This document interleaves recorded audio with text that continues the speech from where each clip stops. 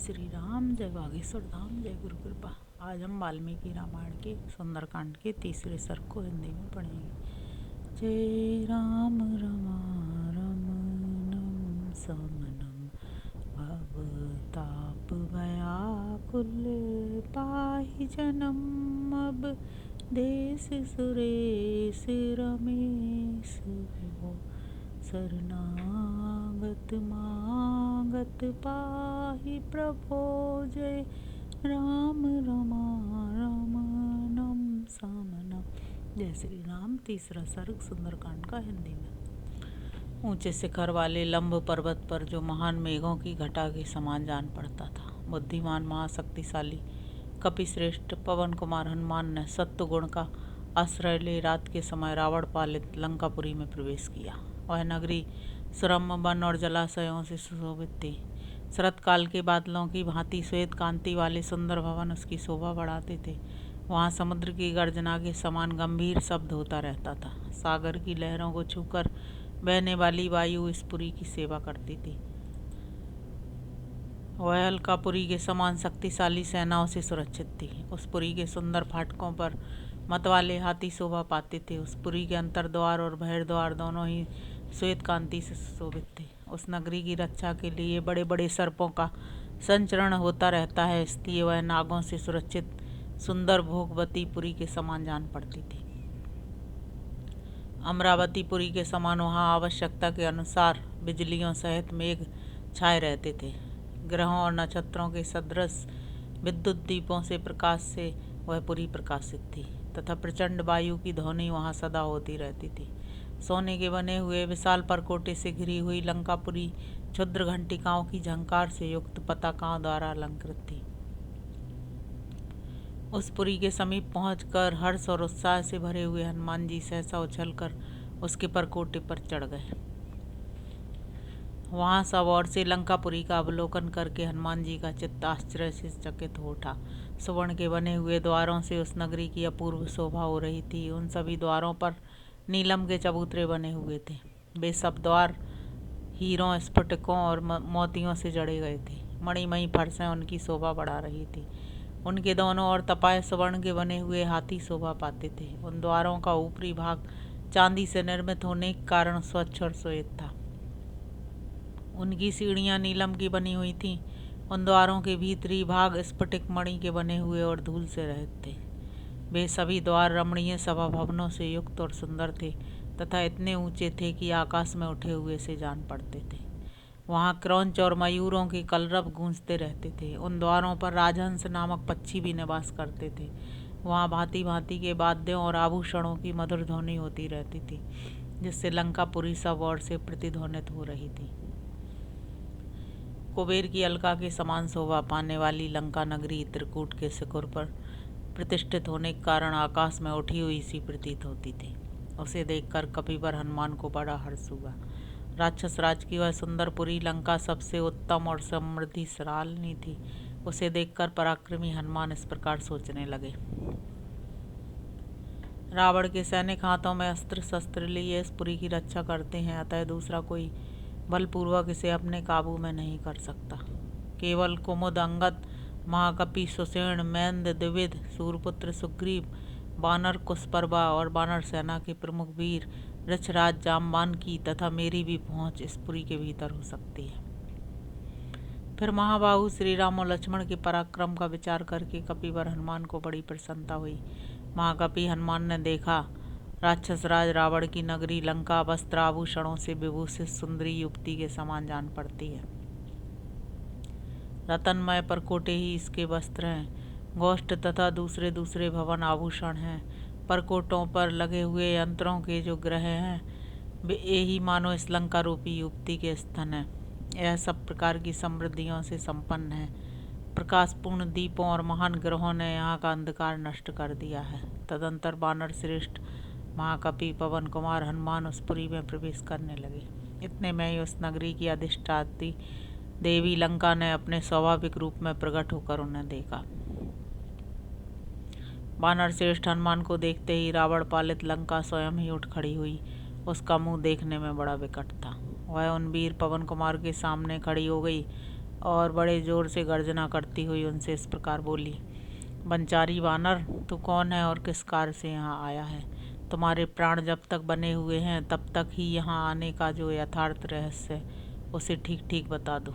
वानर, रावण की सेना सब ओर से इस पुरी की रक्षा करती है, अतः निश्चय ही तू इस लंका में प्रवेश नहीं कर सकता। तब वीरवर हनुमान अपने सामने खड़ी हुई लंका से बोले, क्रूर स्वभाव वाली नारी, तू मुझसे जो कुछ पूछ रही है उसे मैं ठीक ठीक बता दूंगा, किंतु पहले है तो बता तू कौन है? तेरी आंखें बड़ी भयंकर हैं, तू इस नगर के द्वार पर खड़ी है, क्या कारण है कि तू इस प्रकार क्रोध करके मुझे डांट रही है?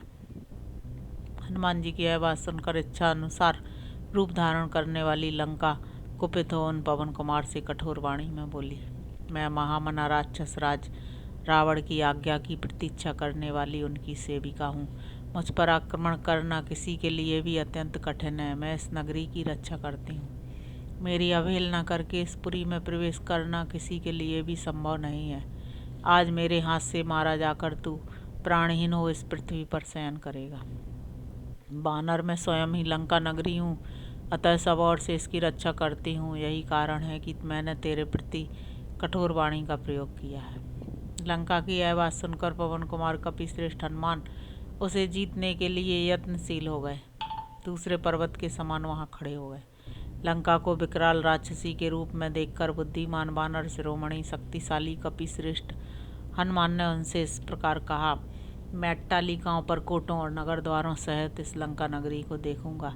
इसी प्रयोजन से यहाँ आया हूँ। इसे देखने के लिए मेरे मन में बड़ा कौतूहल है। इस लंका के जो वन उपवन कानन और मुख्य मुख्य भवन है उन्हें देखने के लिए ही यहाँ मेरा आगमन हुआ है। हनुमान जी का यह कथन सुनकर इच्छानुसार रूप धारण करने वाली लंका पुनः कठोर वाणी में बोली, खोटी बुद्धि वाले नीच वानर, राक्षसेश्वर रावण के द्वारा मेरी रक्षा हो रही है। तू मुझे परास्त किए बिना आज इस पुरी को नहीं देख सकता। तब उन वानर शिरोमणि ने उस निशाचरी से कहा, भद्रे, इस पुरी को देखकर मैं फिर जैसे आया हूँ उसी तरह लौट जाऊंगा। यह सुनकर लंका ने बड़ी भयंकर गर्जना करके वानर श्रेष्ठ हनुमान को बड़े जोर से एक थप्पड़ मारा। लंका द्वारा इस प्रकार जोर से पीटे जाने पर उन परम पराक्रमी पवन कुमार कपिश्रेष्ठ हनुमान ने बड़े जोर से सिंहनाद किया। फिर उन्होंने अपने बाएं हाथ की उंगलियों को मोड़कर मुट्ठी बांध ली और अत्यंत कुपित हो उस लंका को एक मुक्का जमा दिया। उसे स्त्री समझकर हनुमान जी ने स्वयं ही अधिक क्रोध नहीं किया, किंतु उस लघु प्रहार से ही उस निशाचरी के सारे अंग व्याकुल हो गए। वह सहसा पृथ्वी पर गिर पड़ी। उस समय उसका मुख बड़ा विकराल दिखाई देता था। अपने ही द्वारा गिराई गई उस लंका की ओर देखकर और उसे स्त्री समझकर तेजस्वी वीर हनुमान को उस पर दया आ गई। उन्होंने उस पर बड़ी कृपा की। उधर अत्यंत उद्विग्न हुई लंका उन वानरवीर हनुमान से अभिमान शून्य गदगद वाणी में इस प्रकार बोली, महाबाहो, प्रसन्न होइए, कपिश्रेष्ठ मेरी रक्षा कीजिए। सौम्य, महाबली, सत्वगुणशाली वीर पुरुष शास्त्र की मर्यादा पर स्थिर रहते हैं। महाबली वीर वानर, मैं स्वयं लंकापुरी ही हूँ। आपने अपने पराक्रम से मुझे परास्त कर दिया है। वानरेश्वर, मैं आपसे एक सच्ची बात कहती हूँ, आप इसे सुनिए। साक्षात स्वयंभू ब्रह्मा जी ने मुझे जैसा वरदान दिया था वह बता रही हूँ। उन्होंने कहा था, जब कोई वानर तुझे अपने पराक्रम से बस में कर ले तब तुझे यह समझ लेना चाहिए कि अब राक्षसों पर बड़ा भारी भय आ पहुँचा है। सौम्य, आपका दर्शन पाकर आज मेरे सामने वही घड़ी आ गई है। ब्रह्मा जी ने जिस सत्य का निश्चय कर दिया है उसमें कोई उलट फेर नहीं हो सकता।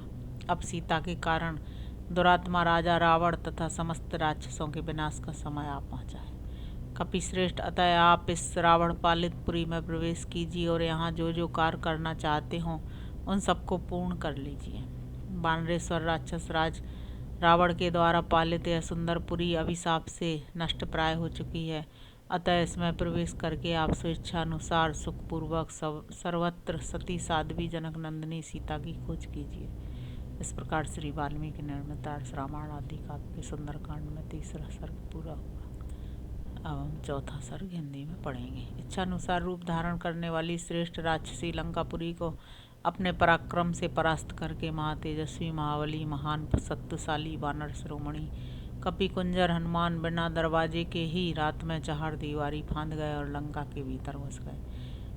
कपिराज सुग्रीव का हित करने वाले हनुमान जी ने इस तरह लंकापुरी में प्रवेश करके मानो शत्रुओं के सिर पर अपना बायां पैर रख दिया। सत्वगुण से संपन्न पवन पुत्र हनुमान उस रात में परकोटे के भीतर प्रवेश करके बिखेरे गए फूलों से सुशोभित राजमार्ग का आश्रय ले उस रमणीय लंकापुरी की ओर चले। जैसे आकाश श्वेत बादलों से सुशोभित होता है, उसी प्रकार वह रमणीय पुरी अपने श्वेत में एक सदृश ग्रहों से उत्तम शोभा पा रही थी। वे ग्रह अट्टहास जनित उत्कृष्ट शब्दों तथा वाद्य घोषों से मुखरित थे। उनमें वज्रों तथा अंकुशों के चित्र अंकित थे और हीरों के बने हुए झरोखे उनकी शोभा बढ़ाते थे। उस समय लंका श्वेत बादलों के समान सुंदर एवं विचित्र राक्षस ग्रहों से प्रकाशित हो रही थी। उन ग्रहों में से कोई तो कमल के आकार में बने हुए थे, कोई स्वस्तिक के चिन्ह या आकार से युक्त थे और किन्हीं का निर्माण वर्धमान संज्ञक ग्रहों के रूप में हुआ था। वे सभी सब ओर से सजाए गए थे। वानरराज सुग्रीव का हित करने वाले श्रीमान हनुमान श्री रघुनाथ जी की कार्य सिद्धि के लिए विचित्र पुष्पमय आभरणों से अलंकृत लंका में विचरने लगे। उन्होंने उस पुरी को अच्छी तरह देखा और देखकर प्रसन्नता का अनुभव किया। उन कपिश्रेष्ठ ने जहाँ तहाँ एक घर से दूसरे घर पर जाते हुए विविधाकार प्रकार के भवन देखे तथा हृदय, कंठ और मूर्धा इन तीन स्थानों से निकलने वाले मंद, मध्यम और उच्च स्वर से विभूषित मनोहर गीत सुने। उन्होंने स्वर्गीय अप्सराओं के समान सुंदरी तथा काम वेदना से पीड़ित कामनियों की करधनी और पायजेबों की झनकार सुनी।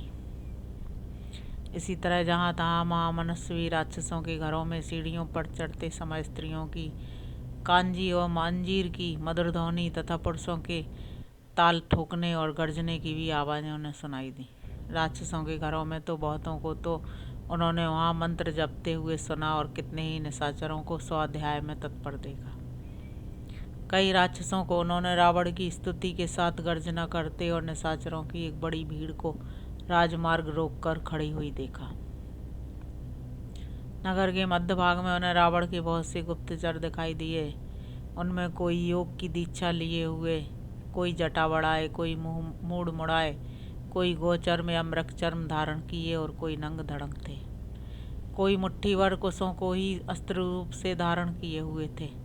किन्हीं का अग्निकुंडी आयुध था, किन्हीं के हाथ में कूट या मुगदर था, कोई डंडे को ही हथियार रूप में लिए हुए था। किन्हीं के एक ही आंख थी तो किन्हीं के रूप बहुरंगे थे। कितनों के पेट और स्तन बहुत बड़े थे, कोई बड़े विकराल थे। किन्हीं के मुंह टेढ़े मेढ़े थे, कोई विकट थे तो कोई बौने। किन्हीं के पास धनुष, खड़ग, शतधनी और मूसल रूप आयुध थे। किन्हीं के हाथों में उत्तम परिघ विद्यमान थे और कोई विचित्र कवचों से प्रकाशित हो रहे थे। कुछ निशाचर ना तो अधिक मोटे थे, ना अधिक दुर्बल, ना बहुत लंबे थे, ना अधिक छोटे, ना बहुत गोरे थे, ना अधिक काले, ना अधिक कुबड़े थे, ना विशेष बौने। कोई बड़े कुरूप थे, कोई अनेक प्रकार के रूप धारण कर सकते थे। किन्हीं का रूप सुंदर था, कोई बड़े तेजस्वी थे तथा किन्हीं के पास ध्वजा, पताका और अनेक प्रकार के अस्त्र शस्त्र थे।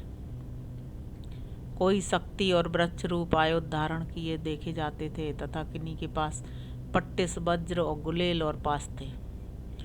महाकवि हनुमान ने उन सबको देखा। किन्हीं के गले में फूलों के हार थे और ललाट आदि अंग चंदन से चर्चित थे। कोई श्रेष्ठ आभूषणों से सजे हुए थे, कितने ही नाना प्रकार के वेशभूषा से संयुक्त थे और बहुतेरे स्वेच्छानुसार विचरने वाले जान पड़ते थे। कितने ही राक्षस तीखे सूल तथा वज्र लिए हुए थे।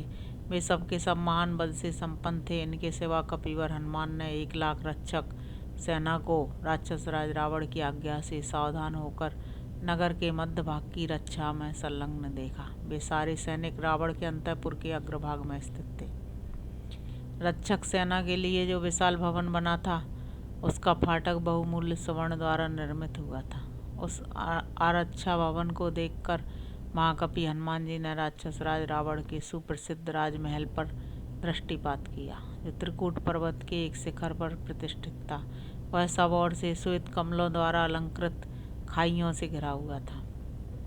उसके चारों ओर बहुत ऊंचा परकोटा था, जिसने उस राजभवन को घेर रखा था। वह दिव्य भवन स्वर्गलोक के समान मनोहर था और वहाँ संगीत आदि के दिव्य शब्द गूंज रहे थे।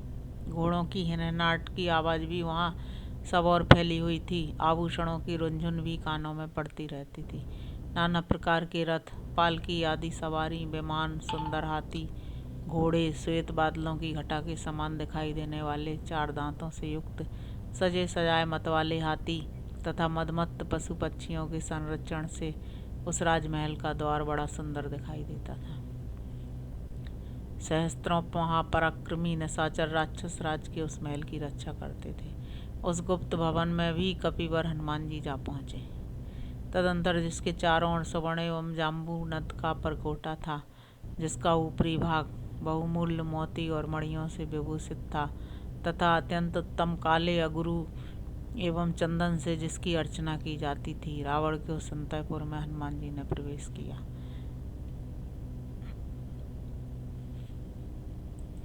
4 शालाओं से युक्त गृह को, जिसके प्रत्येक दिशा में एक एक करके 4 द्वार हों, सर्वतोभद्र कहते हैं। जिसमें 3 ही द्वार हो, पश्चिम दिशा की ओर द्वार ना हो, उसका नाम ननघा व्रत है।